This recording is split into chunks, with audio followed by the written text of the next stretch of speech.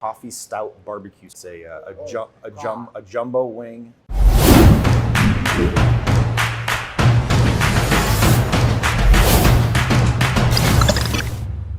What's up? It's Luis from America's Best Restaurants, and we travel the country coast to coast to find the places where you need to eat at on a weekly basis. And today we are in Indianapolis, Indiana, at an incredible place. It's called Ellison Brewing Company, but let me tell you this, the food is straight fire. And we're gonna talk to Aaron, who's the owner. We're gonna see some of their amazing items like their prosciutto, goat cheese, and fig pizza. Yes, you heard that right. Plus a few other things that are gonna make your mouth water. Look, I know you're hungry because you're watching this, so why don't you come with me? Let's go check it out.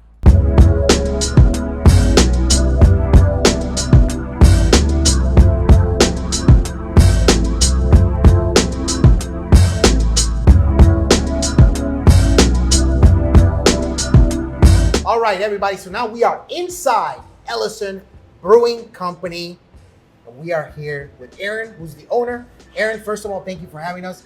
This has been an incredible experience. Yeah, thanks for coming out.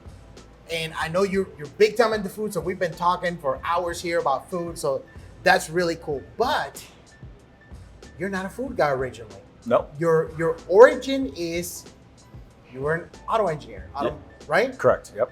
Now, how does an auto engineer become a restaurant owner? That's what I'm trying to find out right now. It's been a journey. Let's put it a very interesting path.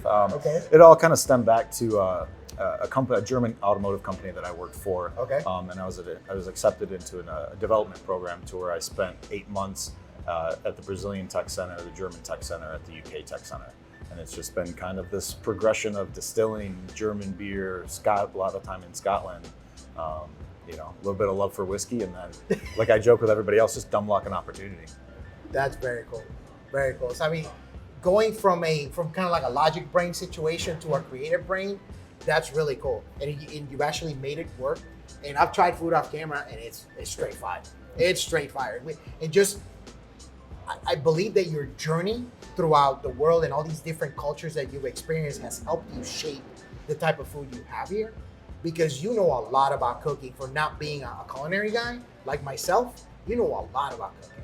Yeah, I think it's been, I think the big thing here, I want to open up people's minds to like different styles and flavor profiles. Yeah. Like ethnicity and food is a huge thing. Yeah. I don't want to be that same old burger joint place or the brewery that, everyone pigeonholes, with, oh, it's just brewery food. No, we're going to do really high-end gastropub style, but we want flavor. I like lots of flavor, everything in balance. Now, one of the things that we talked about was your wings. You're very specific about this. Yes. So first, let me do a quick taste test. Tell me, what do we have? What are these wings right here? That is a tiramisu coffee stout barbecue sauce. It's a jumbo wing that we brine and then par smoke and then finish in the fryer and then toss in whatever applicable wing sauce you want. Okay. We're gonna steamroll a little bit through the brine. That's true. Let's talk about the brine. Oh, because that's important. It is. A couple of secrets in there, but So how long do you brine them for? 36 hours. 36 hours. Pretty much minimum. So these don't just come from your supplier and they're made and they go to the table. No, we do everything from scratch. We actually pride ourselves in not buying pre-bought stuff. No. So we buy boxes of raw jumbo wings. We process them, brine them ourselves, par bake them or par smoke them ourselves. Everything is done in-house. What made you brine for 36 hours? It's a long process. It is, but it works out well with the way our production, like kitchen and prep schedule goes. Okay. So we usually do a couple Cambros at once. Okay. And it just happens to just work out well with the kitchen cycle. These are phenomenal. Phenomenal, man. I mean, it's got that little sweet, that little heat to it. Mm-hmm. All the sauces we make in-house from scratch. Really? Yep. How many sauces do you have? Well, we have about 12 that we rotate through. Normally it's like 4 or 5 at once. So anything that you've made that you put in the menu for a limited time and brought in only for a limited time and took it out kind of thing? The maple miso wing sauce is really good. So we make that with our house maple syrup. So we make this. We buy the base syrup and then we age it in bourbon barrels for 6 months. and then go ahead and bring it back up to temperature, bottle it warm through all the normal sanitary processes for long-term storage. Right. But then we take miso and maple syrup and we make a maple miso sauce. That sounds incredible. It's really good. That sounds incredible. Yeah. What made you want to experiment with the syrup? Because I mean, it's different than brewery. This is totally different. But what made you want to experiment with that? And I tried it off camera. It's unbelievable. And you can get it here. So we it was an interesting journey actually, because in Michigan, maple syrup is kind of like a thing, right? Okay. But it's the same in Vermont or any place that is a lot of forest, right? And so we found a local Michigan maple syrup supplier that we bought in drums. And it just happens to be, we had some extra bourbon barrels from our distillery in Michigan, and 53-gallon bourbon barrel, 55-gallon Dremel maple syrup, close enough. We have a couple gallons left over. Just wanted to experiment with it, just try it out and see how it went. So, and it's pretty good. It is pretty damn good. Pretty damn good. I'm thinking a bottle or two, or who knows how many today. Definitely happening. That's unbelievable. It was so good. Now, what is this? So that's our take on a Philly cheese. So we do it a little bit differently. The bread is a little different. It's toasted, but when we take the steak and we got it on the flat top, we add a little bit of warm Wagyu beef tallow. And then we use a smoked provolone cheese, and it's just a little bit of green pepper in there and whatnot. It's just our take on a Philly. That's phenomenal, man. Wow. And you can taste it too. It's just a little extra that beefy flavor. Yeah. Right? It doesn't take much. Just as you're cooking it, just kind of cooks in that fat, and it just takes it up a notch. And I commend you. You chose the perfect bread for it. Because that's the one thing that can mess up a sandwich. If we don't have the right bread, I don't care what the internals are, you're gonna mess it up. Yeah, I'm like a weird stickler on bread too. It's like too thick a Texas toast, and that's cooked a little too toasty. On like a club sandwich, and all of a sudden you're cutting your face and lips open on too thick a overcooked toast. But now the fries, these are very unusual shape for me. Yep. Because I've seen the fries like this rectangular, but they're a little bit about 3 times as thick. Yep. Why these specifically? So we started off with these back in our original Michigan location when we had them on the food truck, and the one thing that I've always had an issue with fries, like especially thick cut fries, when they get cold, they get soggy. Yes. The thing I liked about these, they're good for dipping, and when they get cold, they almost become potato chips. Oh. They don't really get soggy. They just get kind of hard. These are phenomenal, man. But they have a nice dip to it if you like more ketchup or less ketchup. We've done it a couple of times where you can get like a basil aioli or something and dip it in that. And like it's just a nice medium. It's something different. It's not the regular rectangular McDonald's French fry, right? But it's not that thick cut one either. Right. No, these are phenomenal, and I've never seen them cut like this. And you're 100% right. These are fire, man. Potato chip, basically. Fire. So. Wow. Now, one of the things you and I were talking about was the oven that you have in the back, the pizza oven. And I asked you, how long did it take you to bring that in? It was 3 months, yeah, right? about 3 months. So tell me about the oven. Why'd you decide to make pizzas here too? So that was one of the things we started in Michigan. We had a really good pizza guy that was a food truck at our original location before we had our own food truck. Yep. So we kind of learned from him on how to make these pizzas, and he was rated like top 10 pizza places in the country by Time Magazine a couple years back. So we really got into the pizzas, and pizza and beer. I mean, it's universal, right? True.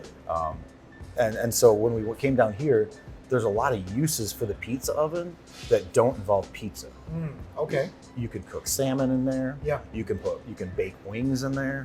You can do a lot of other things in that pizza oven, And so we bought a fairly large one, and it's a traditional brick oven. It's wood and gas fired. It's both. It was the first one I've ever installed, and it's a beast. It's like you say was 4,000 pounds? 4,400 pounds. Yeah. I mean, moving that thing in here was project, right? Yeah. Oh yeah. How long did it take from you brought it up to the building? You're like, okay, so how am I gonna put this in here? It only took about 30 minutes. Okay, Yeah. well that's good. But you had a plan. We had a plan. We rented some very large equipment to help offload it because there was no way it was coming off the truck. That was the engineer brain. That definitely helped. Yeah, right? right. Well, we had to take the patio railing down, and we had to actually bring it in through one of our patio garage doors because we couldn't get it inside any other way. So, and it was getting it past the bar on the wall behind us was tricky. It was tight. Yeah. And but having it on roller dollies, really helped. You can maneuver it, you could spin it, and Well, you said the roller dollies got bent, right?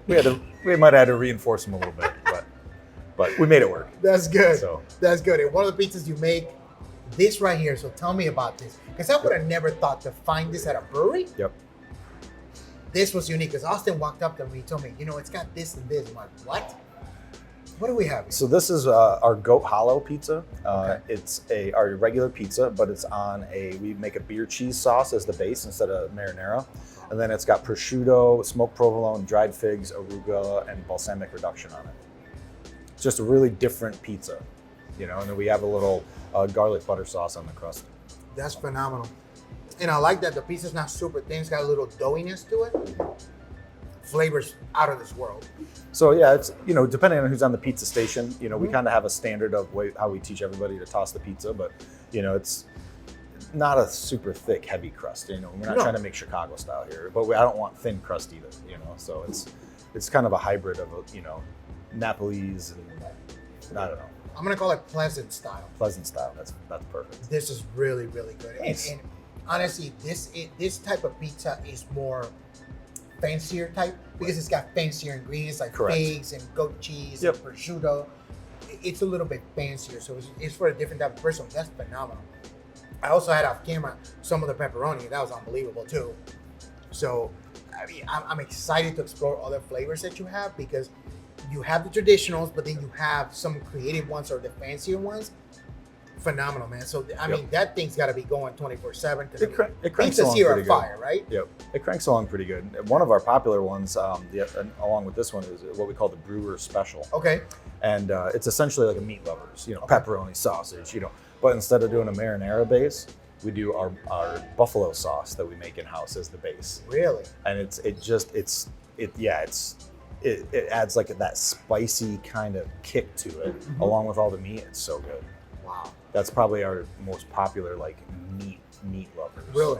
Brewer I'm gonna have to Special. try that. Yeah. It's gonna sound awesome. So let me ask you this: what other kinds of unusual pizzas do you make in the pizza oven? It depends. We got about 60 different recipes in 60? that we rotate through, but we'll do breakfast pizzas, dessert pizzas, weird coney dog pizzas. Okay, where did this coney dog pizza come from? That's just a coney dog, right? We were just kind of messing around with ideas, and we had some extra chili left over and the beer cheese, and one of the guys made a coney dog pizza, and it turned out to be pretty popular. That's great. How often do you get to experiment in the kitchen? You just go back there and just make something up. You got an idea because you're a cooking guy. Unfortunately, not as much as I would prefer, just because I gotta keep it, running the brewery and distillery operation too. But I'll kind of tease the culinary team, and I'll be like, hey, think about this, and let's sit down and chat about some ideas, in a couple hours or tomorrow or whatever it is. So, I'm always constantly watching for new ideas, and I kind of push the culinary team to like, all right, it's your special for the next 2 weeks. Come up with something. Let's sit down. And then we rotate through. I don't want to stifle creativity by just doing one set menu. Yeah. I mean, we got our cores, Yeah. but then we rotate through some specialty stuff. Now, do you change the menu over the year kind of thing? Or It is changes. it just based on inspiration that you find and you're like, ooh, I saw this? No, like I said, we have like a core that we kind of Yeah. keep, but then we'll rotate pizzas or sandwiches Okay. or, the spin dip to artichoke dip, or, Okay. The mac and cheeses will rotate. It won't just be buffalo mac and cheese. We'll do like a barbecue brisket mac and cheese or pimento and chicken or something. So we'll kind of rotate it. We try not to do it too much, because what we found is if you do it too frequently, customers don't enjoy the change because they want consistency. Right. And so that's why we kind of keep a core with controlling the expectation that we're going to rotate this every month. Got it. And then it kind of keeps people coming back around. If they find something like the buffalo mac and cheese that they really like, it might go away for a month or two, but when we have it back on, everyone rushes back to Okay, to I get see. Now, this one right here, this is the spinach dip right here? it. Correct. Yeah, this is our house seasoned chips, tortilla. House seasoned. Yep. So we fry the chips fresh, and then it has a little seasoning on there, and it's just got the spinach. Wow, that's awesome. We've got a really good team in the kitchen. I'm gonna tell you right now, if you don't season your chips, you're messing up because these are fire. These are phenomenal. It's not just a little seasoning on there takes it up a notch. Not just salt though, too. No. I know there's a couple of other things, and you and I were talking off camera, and one thing that I noticed you use a lot, the word, simple. You like simple stuff. Yep. But you have a little twist always. Pretty much of what you do. Bold flavors, but simple. But simple. Yep. I like it. This is phenomenal. Oh my God. And these seasoned chips, where have you been all my life? I mean, we've all had like seasoned fries. Seasoned chips is the first time I've ever had them. I don't know why you didn't even think about it. Well, everyone eats like Doritos and everything else, but when you go to a restaurant, you don't get Doritos, do you? That's a good point. Or that's a really good point. Ruffles, I've yet to find a restaurant that does, sour cream and onion Pringles on the menu. These are phenomenal. That's really good. Oh my God. I should eat it all on camera right now to just test to see how long it's going to take. That's phenomenal. Seasoned chip, fire, man. Wow. And then this right here? Yep. So then we've got the, here, I'll get this out of the way here. So this is our mac and cheese. Buffalo mac? Yep, so we kind of rotate through it. We take chicken breasts and brine them, obviously. Okay. And then we create our own boneless chicken wings off of that, bread them and fry them fresh. It's our house buffalo sauce. And then, just kind of rotate through that. We'll do the brisket. We do, like I said, pimento chicken. Do you only have one on the menu? Or do you have different types of them? No, we usually just keep one and then rotate this is phenomenal, and just rotate it through. And you got a little blue cheese on it and some scallions. Yep. So it's got a little kick to it, a little heat, but it's good though. So and it's just the philosophy. You can take a lot of complex flavors and you can just change whether it's noodles or crust or fries, and it's fun to present the same flavors in a different way to the customer. Right. Some might like it on fries, some might want it on a pizza, or some might want mac and cheese or a bun. Who knows? Phenomenal. I mean, everybody has this idea of what a brewery will offer for food. This is not it. This is at the next level. You take the next level and then you go above it. That's where this is. I'll tell you that right now. And I also had the opportunity to try with you the burger. What is the name of the burger? We just call it the West Coast Classic. West Coast Classic. Dude, I was like, I'm going to take a bite of this. I crushed it. It was gone. It was gone. That's just simple, right? Again, simple things, right? Like fresh ingredients. I mean, everyone loves In-N-Out, but no one in the Midwest can do it. Oh, it's gone. So it's like, you don't have to reinvent the wheel. You just got to polish ours, make it better than everybody else. No, absolutely. I mean, I'm blown away by just the level of execution and the flavors that you have. But it's not surprising after talking to you for a couple of hours and just your knowledge of food and just different little things that you do. Even when we were talking about the brine, I'm not going to mention the secret ingredient, right? But you have the thing. I'm like, oh man, I didn't even think about that. But that's unique, and you don't pick that up in just traditional journeys. Right. You know what I mean? You've been fortunate to be able to travel and just see these different things, and you're like, okay, I'm gonna try that. You're like, oh, that works. And even a new thing you and I were talking about, the box. Tell me about the box. What is it called? China box. Okay. So tell me about the China box. I know what it is, but maybe people watching don't know what it is. Yeah, so essentially the China box is it's an above ground roasting pit. Okay. Hawaiian, Cuban, Pacific Islanders, they'll roast a whole hog. Right. But they'll dig a hole in the ground, line it with banana leaves, put it down, put the pig, and then they put more banana leaves on top, and then cover it with dirt and charcoal and everything, and that thing slow roasts underground for hours and hours and hours, right? Right. So the China box is essentially the same thing, but above ground. Right. Stainless steel on the inside, wooden on the outside, whole hauled, splayed out, charcoal. You can do other things with it. You can throw turkeys or chickens in there, it's, and there's just, so we picked one of those things up as like it's like an experiment, like a right? weekend party piece. Yeah. So whether we're doing pig roasts on the weekends or we have a private event that wants to do a pig roast, we've got the supply chain lined up. We get 80, 100-pound pig. We'll process it. We brine the pig overnight. We've got all the equipment to do that. Throw that thing in and just let it slow cook for hours, and you get the most amazing pulled pork off of it. And something else nobody's doing. So. Exactly, and that's the beauty of it, because you're not just stuck in this box. You're not afraid to step out of the box and introduce new flavors in classic interpretations, but just new flavors of it or newer interpretations of it to the customers, and it comes through with flying colors in the food, man. Let me tell you, because it's been phenomenal to talk to you, because you're not a culinary guy per se, Right. but you understand food at a very high level, and I always appreciate that. But you're not afraid to experiment either, Right. which is really cool. Well, it's kind of the same. I mean, we started off as a brewery, right? Right. And so when we started getting more into the restaurant side, my philosophy was always, we're a brewery with food, not a restaurant with beer. Right. And so, but the mantra for the brewery is uncompromising commitment to quality and community. So we do not compromise on the beer. The beer's not perfect, we dump it. We'll dump 1,000-gallon tank if it's bad. Really? That doesn't happen often, or Right. many times at all. But we watch our quality. We get quality ingredients, we process it, we do it right. And we try to bring that into the food as well. I don't want to go buy Sweet Baby Ray's barbecue sauce. Let's make our own barbecue sauce. Right. But let's put some of our stout in it, right? So in one of our Michigan locations, we took a 15% barrel-aged stout Okay. that was aged for 18 months in bourbon barrels, and we made a barbecue sauce out of that. It was so good. It was phenomenal. But doing creative things like that, infusing beer into the food somehow, whether it's amber ale beer cheese or Crescent Fresh IPA beer cheese, just a can of beer in the cheese changes the entire flavor profile. Yep. And it's subtle, it's not overwhelming, but it just takes it up in there and people remember it. And that's, I think being in the competitive side of things right now, quality is always going to win. Yes. People will still go to, Subway or Arby's when they have to, but when they want to go out, they want to go out to a place that's consistent and high quality. Absolutely. And it's always fun to see people's reaction when what you've infused into the food that might be not what they're used to. Correct. But it's like that underlying tone, and then they try it. You see their face, like, oh, got them now, right?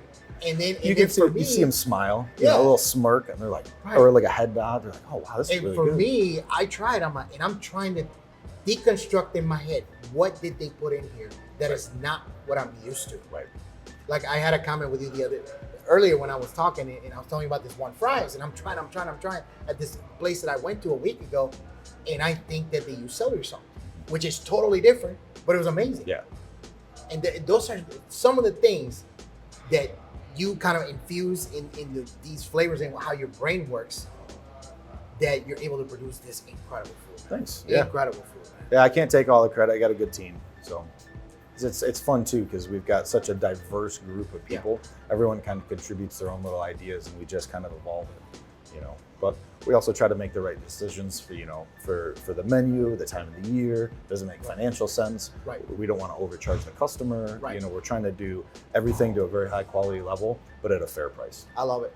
Look, everybody, if you're looking for more restaurants like Ellison's Brewing Company, if you like restaurant content, make sure you hit that subscribe button and hit that bell notification so you know whenever we drop a new episode. Now, Aaron, how can people find out more information about your brewery restaurant? If you just go to our Facebook page, just type in Ellison Brewing Company or Ellison Brewery Spirits. We'll have the multiple locations of each have a Facebook page, or you can go to ellisonbrewing.com or just Google us and call one of the locations.